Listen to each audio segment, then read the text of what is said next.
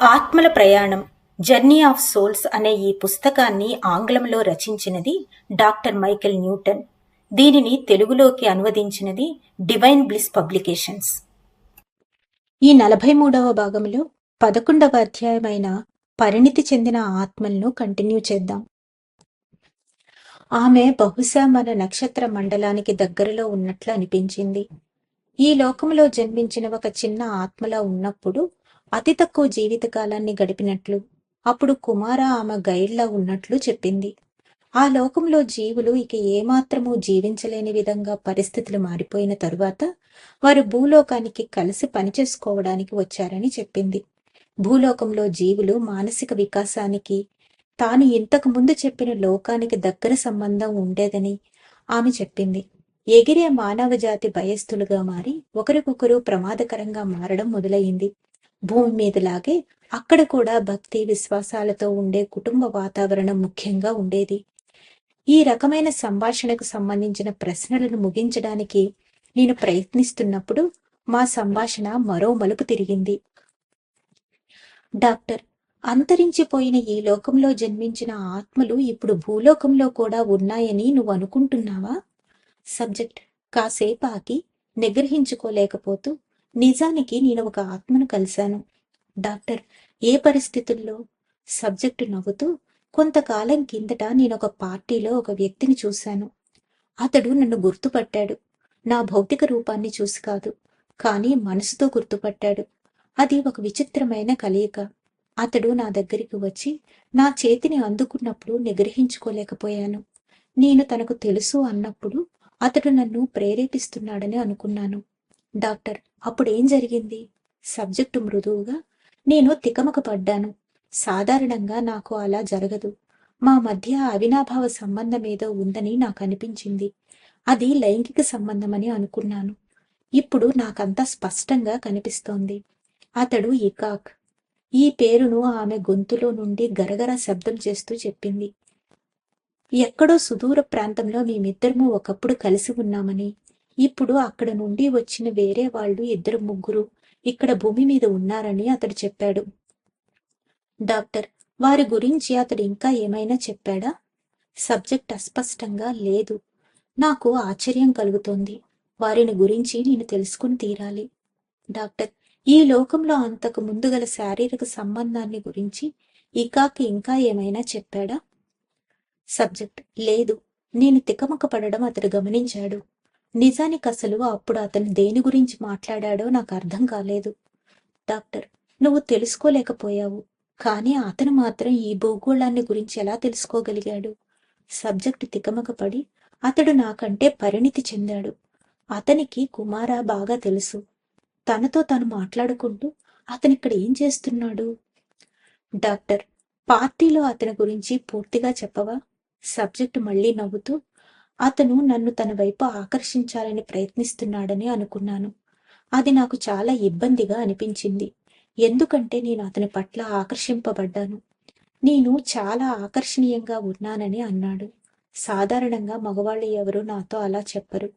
ఏదో కలలో అంతకు ముందు మేము కలిసి ఉన్నట్లుగా నాకు అనిపించింది. డాక్టర్, ఈ వ్యక్తితో నీ సంభాషణ ఎలా ముగిసింది? సబ్జెక్ట్, నా ఇబ్బందిని అతడు గమనించాడు. ఇక మీద కలవకుండా ఉంటే మంచిదని అతడు అనుకున్నట్లు నేను ఊహించాను. ఎందుకంటే ఆ తర్వాత అతడు నాకు మళ్ళీ కనిపించలేదు. నేను అతని గురించి మళ్ళీ తలుచుకున్నాను కూడా. మళ్ళీ మేమెప్పుడైనా ఒకరినొకరు కలవచ్చేమో. కాలక్రమంలో అప్పుడప్పుడు ఆత్మలు మళ్లీ ఎదురుపడుతుంటాయని నేను నమ్ముతాను. ఆప్తమిత్రులైన 2 నా దగ్గరికి ఒకేసారి రిగ్రెషన్ చికిత్స చేయించుకోవడానికి వచ్చారు. గతంలో వాళ్ళు భూమి మీద భార్యాభర్తల్లా ఎన్నోసార్లు జన్మించారు. అంతేకాక ఒక అందమైన జల ప్రపంచంలో చేపల్లా జంటగా కలిసి జీవించారు కూడా. వారిద్దరూ బలమైన అనుబంధంతో నీటిలో ఆడుతూ ఉన్నప్పుడు నీటి పైభాగానికి వచ్చి ఓరకంట చూసుకున్నప్పుడు కలిగిన ఆనందాన్ని నెమరవేసుకున్నారు. వీళ్ళిద్దరిలో ఏ ఒక్కరూ ఈ గ్రహం గురించి కానీ, లేదా తమ సముద్ర జీవుల జాతికి ఏమైందని కానీ గుర్తు తెచ్చుకోలేకపోయారు. చాలా కాలం క్రితం బహుశా భూమి మీద ప్రయోగాత్మకంగా సృష్టించబడి విఫలమైన జీవరాశుల్లో అవి ఒక భాగమై ఉంటాయి. ఆ తరువాత ఎప్పుడో ఆత్మల పురోగతికి అత్యంత అనువుగా నేల మీద జీవించే క్షీరదాలు ఉద్భవించి ఉండవచ్చు. అది భూలోకం కాదని నేను సందేహిస్తున్నాను. ఎందుకంటే తాము నీటిలో జీవించినట్లు అది భూలోకానికి సంబంధించింది కాదని నాకు కొందరు సబ్జెక్టులు చెప్పారు.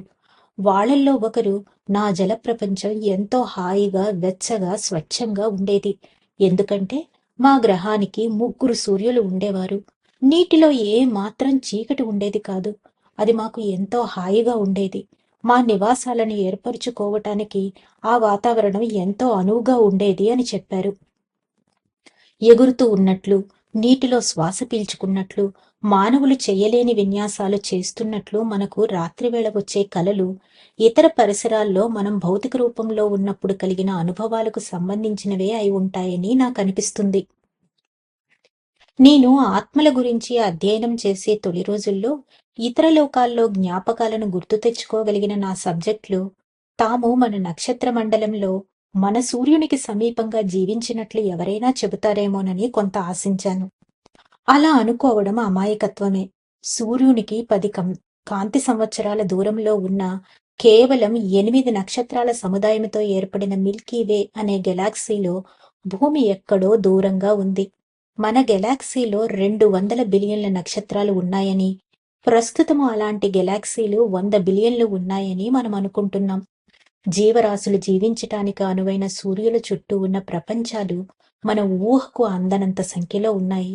మన గెలాక్సీలో ఉన్న నక్షత్రాల్లో ఆత్మకు ఉపయోగకరమైన మానసిక శక్తి కలిగిన జీవులు నివసించగలిగే గ్రహాలు 1% ఉన్న మొత్తం గెలాక్సీలో ఉండే వాటి సంఖ్య బిలియన్లలో ఉంటుంది. తమ పూర్వ బాధ్యతల గురించి చర్చించడానికి ఇష్టపడి, చర్చించగలిగిన సామర్థ్యం ఉన్న సబ్జెక్టుల గురించి నేను సేకరించిన సమాచారాన్ని బట్టి మానసిక శక్తి కలిగిన జీవరాశులు నివసించే ఏ గ్రహానికైనా ఆత్మలను పంపించవచ్చు అని తెలిసింది. మనకు తెలిసిన నక్షత్రాలన్నింటిలో కేవలం 4% మాత్రమే మన సూర్యుడి వంటివి. అంటే ఇవి ఆత్మలకు ఏ మాత్రం చాలవన్నమాట. వివిధ గ్రహాల్లో జన్మించే ఆ ఆత్మల యొక్క జన్మలకు భూమి లాంటి లోకాల్లో గాని, లేదా భూమి మీద గాని నివసించేటటువంటి మానసిక శక్తి ఉన్న 2 కాళ్ల జీవులతో గాని సంబంధం లేదు. భూమి లాంటి కొన్ని లోకాలంటే తమకు ఇష్టమని, అప్పుడప్పుడు కొన్ని జన్మలెత్తటానికి ఆ లోకాలకు తిరిగి వెళుతుంటామని ఇతర లోకాలకు వెళ్లిన ఆత్మలు నాకు చెప్పాయి.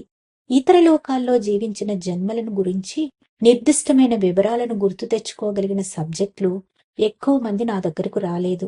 ఇలా జరగడానికి గల కారణం అనుభవం లేకపోవడం వల్ల గాని, లేదా భూలోకంలో కాకుండా ఇతర లోకాల్లో వేరే శరీరాలతో జన్మించినప్పటి గత జన్మ జ్ఞాపకాల వల్ల ఎలాంటి ఇబ్బంది కలుగకుండా నివారించేందుకు మాస్టర్ గైడ్స్ ఆ జ్ఞాపకాలను తిరిగి గుర్తు రాకుండా అణిచిపెట్టడం వల్ల గాని, లేదా అవరోధాలు ఏర్పరచడం వల్ల కానీ కావచ్చు.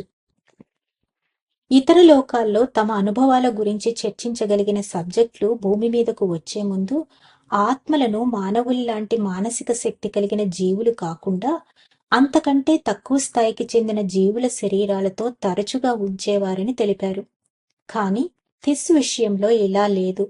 ఏది ఏమైనప్పటికీ ఒకసారి మానవ స్థాయిలో మానవ రూపంలో జన్మించిన తరువాత ఆత్మలను తిరిగి అంతకంటే క్రింద స్థాయికి పంపించరు. అయినప్పటికీ భౌతికంగా తేడాలు తీవ్రంగా ఉండవచ్చు. భూమి నుండి దూరంగా వేరే చోటుకు వెళ్లే యాత్రలు అంత ఆహ్లాదకరంగా ఉండవలసిన అవసరం లేదు.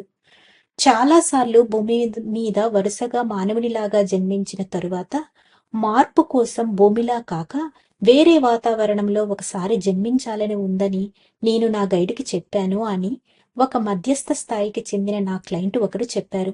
దానికి ఆ గైడు, ఈ మార్పు నీకు నచ్చదు. ఎందుకంటే మానవ మనస్సు, శరీర స్వభావాలకు నువ్వు ఎంతగానో అలవాటు పడిపోయావు అని హెచ్చరించాడట. అయినప్పటికీ నా క్లయింట్ పదే పదే కోరడంతో తనను మరో చోట జన్మించేటట్లు చేశాడట.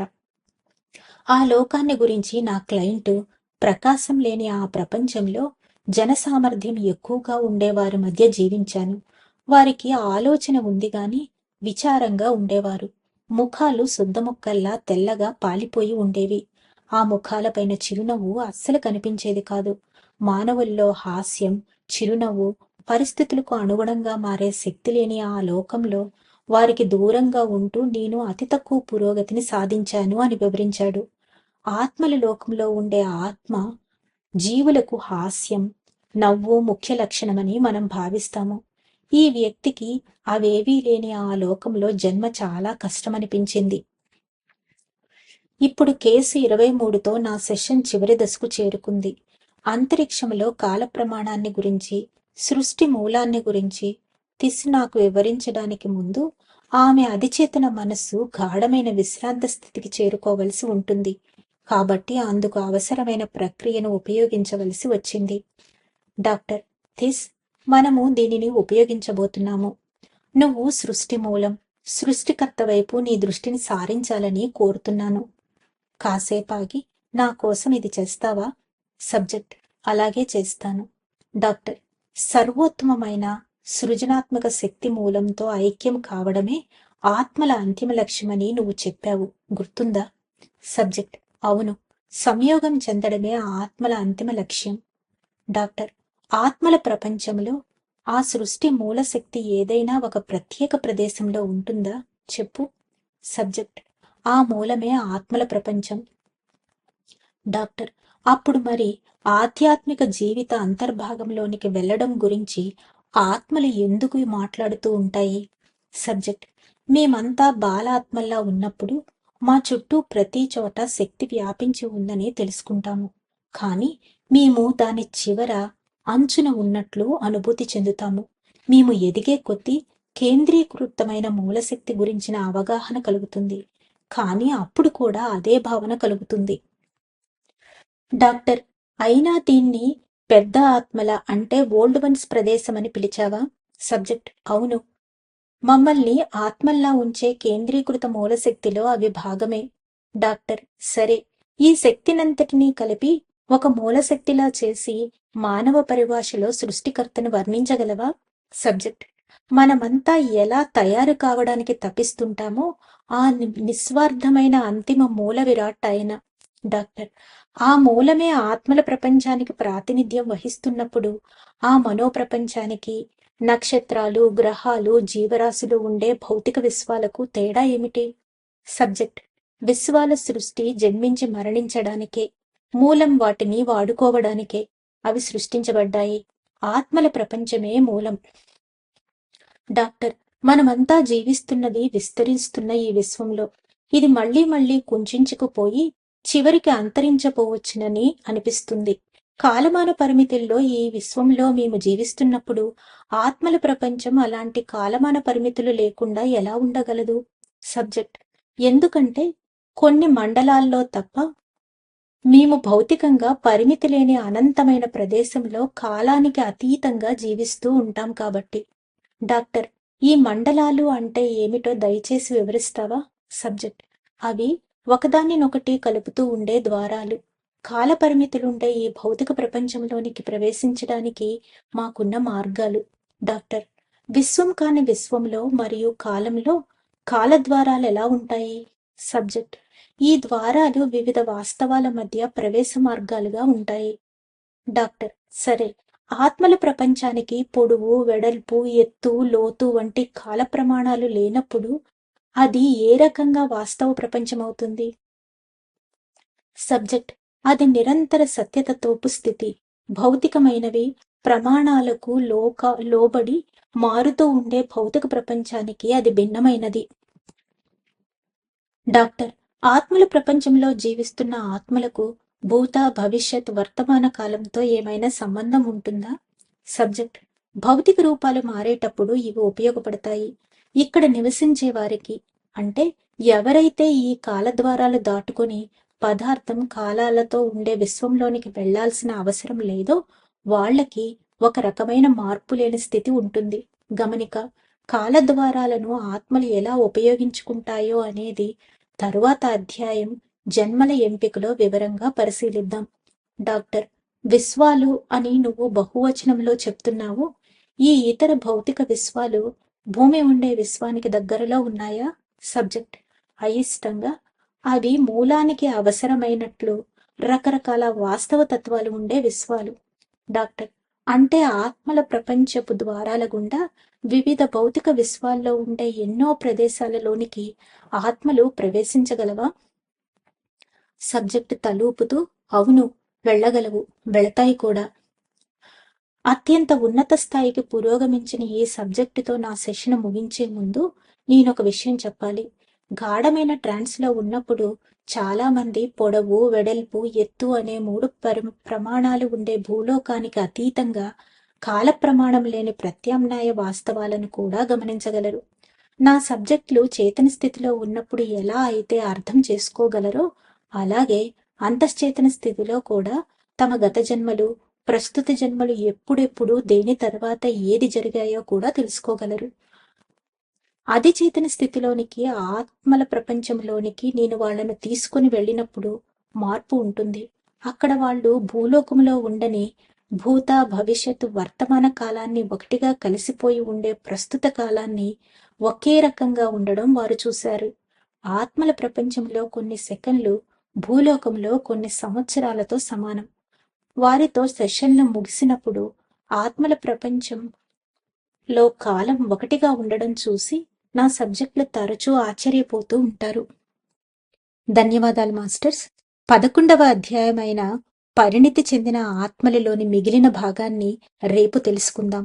అంతవరకు సెలవు తీసుకుంటూ పద్మజ.